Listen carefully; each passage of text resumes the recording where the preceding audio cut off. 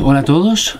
En este vídeo quería seguir un poco, ahora llevo unos vídeos hablando sobre mi experiencia en el aprendizaje de idiomas, y quería seguir un poco sobre este tema. Quería hablar sobre algo en concreto, y es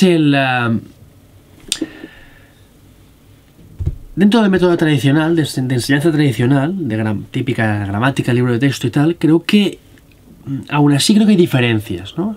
No creo que sea el mejor método. Ya, pues mi experiencia personal, llevo ya muchos años, o en toda mi infancia siempre lo he estudiado así. Creo que no es la forma.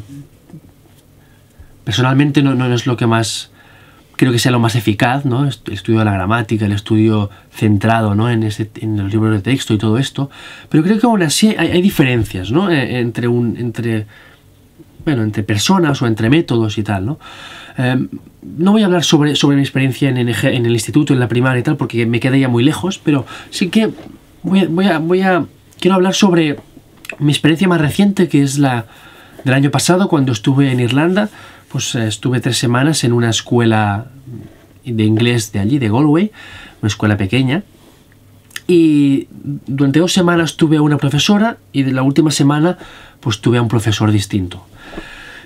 Y era algo tan simple como que ambos profesores utilizaban el método tradicional, un libro de texto, fichas, fotocopias y tal.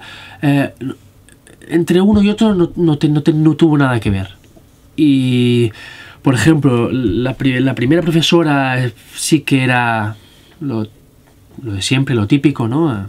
Fichas, el ejercicio, tenías que hacerlo y ya está. A mí me fue bien porque hacía mucho tiempo que no estudiaba la gramática, había perdido mucho vocabulario en 10 años de no practicarlo, y bueno, a mí me fue bien, pues mira, pues repasar un poco y tal, pero sí que era el típico rollo de siempre, ¿no? Sin embargo, la última semana tuve un profesor que, si bien también utilizó el libro de texto y pasaba fotocopias y tal, no tenía nada que ver, no tuvo nada que ver. ¿Por qué? Porque por su forma de ser, supongo, por su forma de hablar, generaba una motivación, no sé cómo decirlo. Era mucho más abierto respecto a los ejercicios, es decir, te pasaba una fotocopia, tenías que hacer un ejercicio concreto, pero no era solo el ejercicio, pum, lo acabamos, pam, pasamos al siguiente, sino que daba pie a poder hablar, de poderte llevar ese ejercicio que a lo mejor tampoco generaba un gran interés para ti, pero te daba pie a que lo pudieras llevar a un campo en el que tú tuvieras interés, ¿no? Le podías preguntar cosas al respecto, le podías acabar hablando de otras cosas o de dudas que tenías sobre lengua, sobre cultura.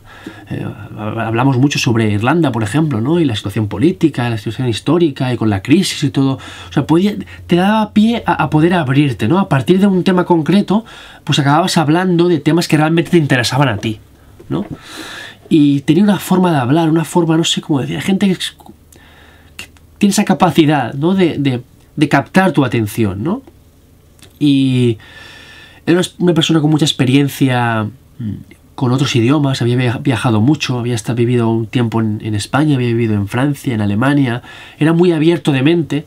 Entonces, no sé cómo decirlo, a pesar de utilizar ese método tradicional típico del libro de texto, de la gramática y tal, yo aprendí mucho en esa semana y me resultó muy interesante.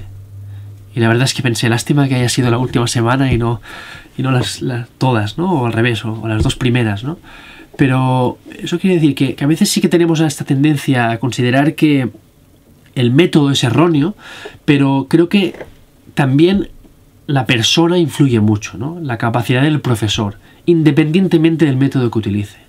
Esa capacidad por generar motivación en el estudiante o en el alumno.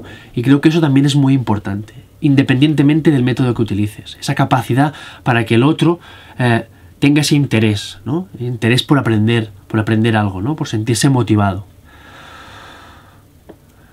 Bueno, solo quería hacer este comentario sobre esto y ya está. Muchas gracias y hasta la próxima.